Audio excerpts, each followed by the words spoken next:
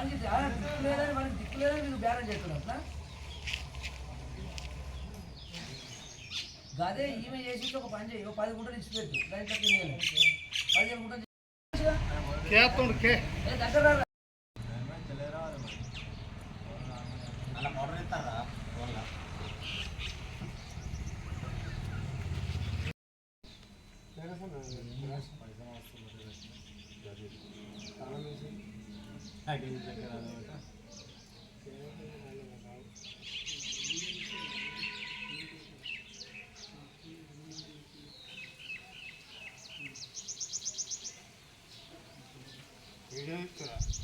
నమస్కారం ముఖ్యమంత్రి గారు, నా పేరు కేశవరావు, రాజన్న సిరిసిల్ల జిల్లా గంభీరావుపేట మండలము కోళ్ళమది గ్రామ మాజీ సర్పంచ్గా పనిచేశానండి.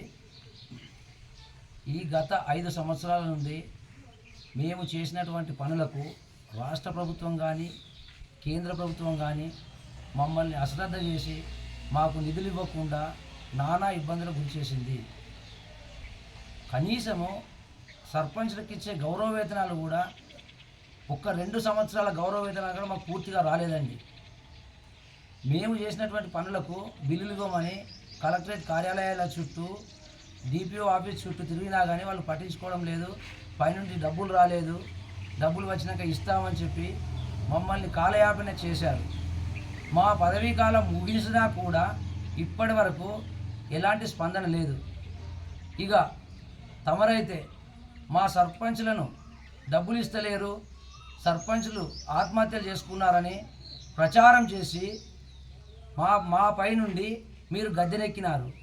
మీరు కూడా గత 5 నెలల నుండి సర్పంచ్లకు వచ్చే బిల్లులు కానీ గ్రామ పంచాయతీలకు ఇచ్చే నిధులు కానీ ఇప్పటి వరకు 1 రూపాయి కూడా ఇవ్వలేదు. దయచేసి మా సర్పంచ్ల బాధలు, ఇప్పటికే 100 మంది సర్పంచ్లు చనిపోయారు. మా జిల్లాలో 10 మంది సర్పంచ్లు ఆత్మహత్యలు చేసుకున్నారు, హార్ట్ అటాక్లు వచ్చి చనిపోయారు. ఈ బాధలకు తట్టుకోలేక కనీసం ఇప్పటికైనా మమ్మల్ని గుర్తించి మా సర్పంచ్లకు వచ్చే పెండింగ్ బిల్లులను వెంబడే ఇచ్చి మమ్మల్ని ఆదుకోవాలని వేడుకుంటున్నాను సార్. ఇక నా సమస్యకు వచ్చేసరికి నాకు గ్రామ పంచాయతీలో గ్రామానికి చేసినటువంటి పనులకు సంబంధించిన 8 లక్షల రూపాయలు అవి రావాలండి. ఈ భవనము కొత్తగా ఈజీఎస్ నిధులతో నిర్మించానండి. 20 లక్షల రూపాయలకు 20 రూపాయలు కూడా ఇప్పటివరకు రాలేదు. మరియు గ్రామంలో ఇంటింట ఇంకుడు గుంతల నిర్మాణం చేశానండి, అవి ఒక 3 లక్షల రూపాయలు రావాలండి. గ్రామంలో రైతులకు సంబంధించినటువంటి రోడ్లు పోసాము, ఆ రోడ్లకు ట్రాక్టర్ వాళ్ళను గవర్నమెంట్ నమ్మి ట్రాక్టర్లు పెట్టి పనులు చేశామండి. ఆ ట్రాక్టర్ వాళ్ళు రోజు పొద్దున సాయంత్రం నా ఇంటి చుట్టూ తిరుగుతున్నారు. దయచేసి నా బాధ అర్థం చేసుకొని రాష్ట్రంలో ఉన్న అందరి సర్పంచ్లకు పెండింగ్ బిల్లులు వెంటనే ఇచ్చి మా సర్పంచ్ల ప్రాణాలను మా సర్పంచ్ల కుటుంబాలను ఆదుకోవాలని సవినయంగా కోరుకుంటున్నాను సార్.